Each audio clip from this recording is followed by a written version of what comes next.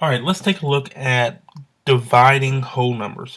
First thing, conceptually, what division is division is taking a number and dividing it or splitting it into equal groups of a given number. So in this case, we want to take the number 2,280 and we're going to divide it into 15 groups, and we want to know how many are in each group if we evenly divide this up.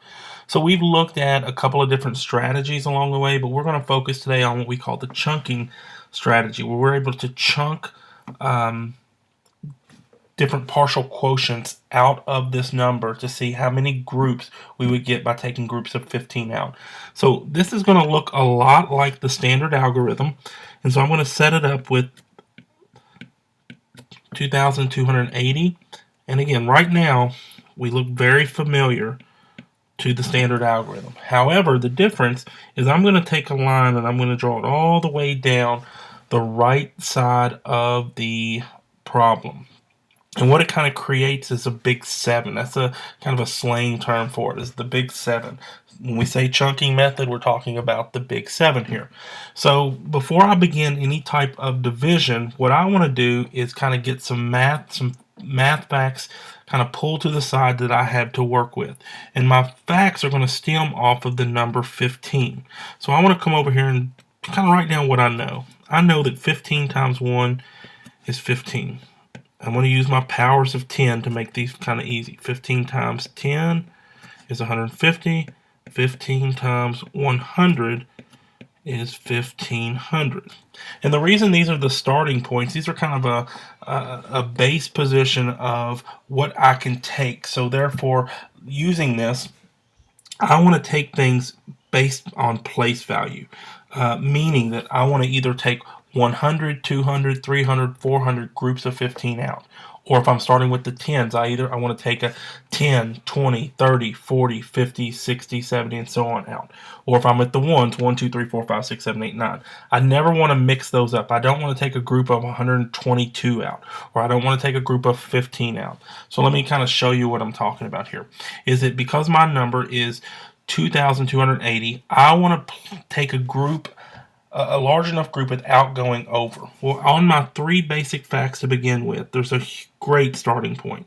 Is that I could take out 100 groups of 15, and that would take 1,500 out. And so I place my 1,500 down here, and that's 100 groups. And so what you see here, this number represents 100 times 15. So if I take out 100 groups of 15, I want to take and subtract this from my beginning number. So 0, 8, I'm going to have to regroup. So this would leave me with 780. Now when I look at it, could I take another group of 100? So can I take 1,500 away from 780? And the answer is no. So all of a sudden, I can no longer use the hundreds. Now I want to go to the tens place. So I could take 10 away. I could easily say, well, let me take a group of 10 away. And I take 10, and I'm looking at, I'll probably have to take 10 more, and I keep on. So what the strategy here you want to use so that you are getting the most bang for your buck is I want to look and say, what group of 10, what multiple of 10 times 15 can I take away with getting as close to 780 as possible without going over it? And so here's where I may want to step to the side and work some problems out. And I want to say, well, what do I know? I know 15 times 2 is 30. So if I add a 0 here, I can add a 0 here. Well, 300 is closer, but it's not close enough. Well, let's do 15. We'll just double that, times 40. Well, 15 times 4 is 60, therefore 15 times 40 is 600. Close? Not close enough. I can still see that the difference there between 600 and 780 is 150 or 180, and so I could slide one more in there. So I'm going to try 15 times 50. I know that 15 times 5 is 75 multiplied by the 10 spot there, and I can come to 750. So all of a sudden now, I'm close. My assumption is I'm going to be over. But just for proof's sake, I want to come here and say, well, what's 15 times 6? I know that 15 times 6 is 90. If I add my zeros, I'm at 900. So this is no good, but the 750 is. So I'm going to take 50 groups of 15.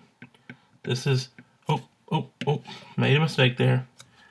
This is 50 times 15. Now, find the difference. It's always subtracting. Every time I'm coming down through this big 7, I'm constantly subtracting. So I have 30 left. Now I could come up and look at some of the facts I had before, because I'm coming to my ones, and I can take away this 0 and this 0, this 0 and this 0, and start to see, well, what would the ones be? And so right here I know that 15 times 2 equals 30. So I'm going to take a group of 2 out, minus, I'm at 0. That's the name of the game, is to get this to 0 or a number less than 15, or the number you're dividing by. And so this represents 2 times 15. So now I'm almost done.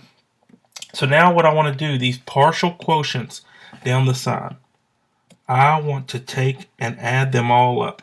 Now if you line them up right, if you'll see, I've got my ones, then tens, then hundreds. This is kind of like the expanded form of the answer. I can see a 100 plus a 50 plus a 2, or 152.